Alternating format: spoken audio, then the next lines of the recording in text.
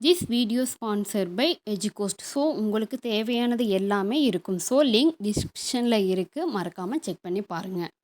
The struggle to find courses that truly speak your language, it's finally over. Welcome to EduQuest, where learning is made just for you. At EduQuest, we bring you a wide range of online courses, from career building programs to skill boosting masterclasses, all in your regional language.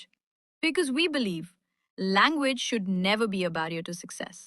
Our courses are tailor made after understanding what today's learners really need. So why wait?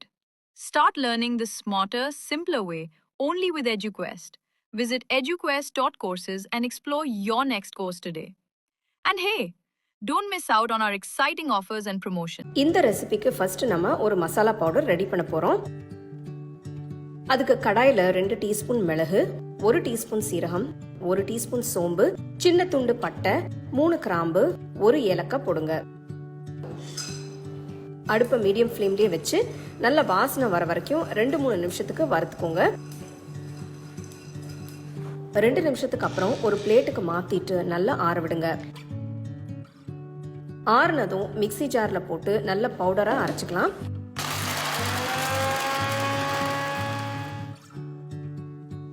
இப்போ தனியா எடுத்து வச்சிருங்க.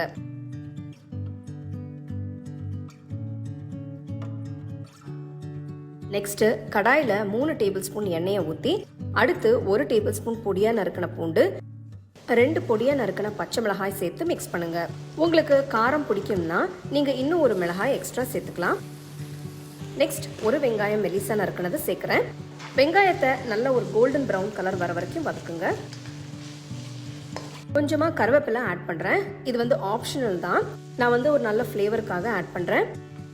வெங்காயம் நல்ல ஒரு golden கலருக்கு மாறினதும் 2 தக்காளி பொடியா நறுக்கினது போட்டு 2 நிமிஷத்துக்கு வதக்குங்க.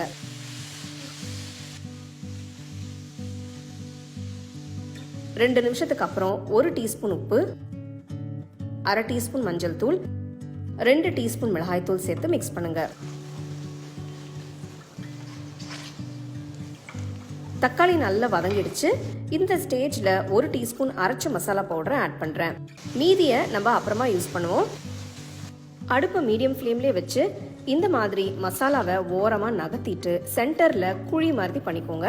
இதுல 1 டேபிள் ஸ்பூன் எண்ணெயை ஊத்தி நெக்ஸ்ட் 6 முட்டைய உடைச்சு ஊத்துங்க. ஒரு முட்டை சின்னதா இருக்கிறதுனால நான் ஒரு எக்ஸ்ட்ரா முட்டை ஆட் பண்றேன். நெக்ஸ்ட் மேல கொஞ்சமா உப்பு, மிளகுத்தூள், அப்புறம் கொஞ்சமா மிளகாய் தூள் தூவி கடாயை மூடி வச்சு மீடியம் லோ ஃப்ளேம்ல 1 நிமிஷத்துக்கு வேக விடுங்க. 1 நிமிஷத்துக்கு அப்புறம் மெதுவா மிக்ஸ் பண்ணுங்க. லைட்டா மசாலாவையும் சேர்த்து மிக்ஸ் பண்ணுங்க. அடுப்பை லோ ஃப்ளேம்லயே வச்சு கடாயை மூடி 2 நிமிஷத்துக்கு வேக விடுங்க. 2 நிமிஷத்துக்கு அப்புறம் பாத்தீங்கன்னா முட்டை மசாலா நல்லா வெந்து ட்ரை ஆயிடுச்சு. இந்த ஸ்டேஜ்ல ஃப்ளேமை இன்க்ரீஸ் பண்ணிட்டு 1 டீஸ்பூன் அரைச்ச மசாலா பவுடரை ஆட் பண்றேன். எக்ஸ்ட்ரா மசாலா பவுடர் இருந்தா நீங்க ஒரு ஏர்டைட் கண்டெய்னர்ல போட்டு வச்சு எப்போ வேணும்னாலும் யூஸ் பண்ணிக்கலாம். எல்லாம் சேர்த்து நல்லா மிக்ஸ் பண்ணுங்க. நான் 1 கப் பாஸ்மதி அரிசியை 1/2 மணி நேரம் ஊற வச்சு வேக வச்சு வச்சிருக்கேன். இப்போ வேக வச்ச பாஸ்மதி ரைஸை ஆட் பண்ணிக்கலாம். நெக்ஸ்ட் 1/2 கப் வெங்காயத்தால் பொடியா நறுக்கினதை சேர்க்கிறேன். ஒரு கிரன்ச்சினஸ்க்காக. உங்ககிட்ட வெங்காயத்தால் இல்லைன்னா நீங்க கொத்தமல்லியை பொடியா நறுக்கி கூட சேர்த்துக்கலாம். ரைஸையும் மசாலாவையும் சேர்த்து மெதுவா மிக்ஸ் பண்ணுங்க. பாருங்க, பார்க்கவே எவ்வளவு சூப்பரா இருக்குன்னு. இது பசங்களுக்கு, பெரியவங்களுக்கு எல்லாருக்குமே பிடிக்கும். ஸோ ரொம்ப ஈஸியா சிம்பிள் இன்கிரீடியன்ஸ்ல நம்ம செஞ்சிருக்கோம். டேஸ்ட் ரொம்ப சூப்பரா இருக்கும். கண்டிப்பா ட்ரை பண்ணி பாருங்க. இந்த எக் ரைஸ் ஒரு எக்ஸலண்ட் லஞ்ச் பாக்ஸ் ரெசிபி கூட. ரொம்ப டேஸ்டா இருக்கும். இதுக்கு தொட்டுக்கிறதுக்கு எதுவுமே தேவையில்லை, நீங்க அப்படியே சாப்பிடலாம். கண்டிப்பா ட்ரை பண்ணி உங்க ஃபேமிலி ஃப்ரெண்ட்ஸோட ஷேர் பண்ணுங்க.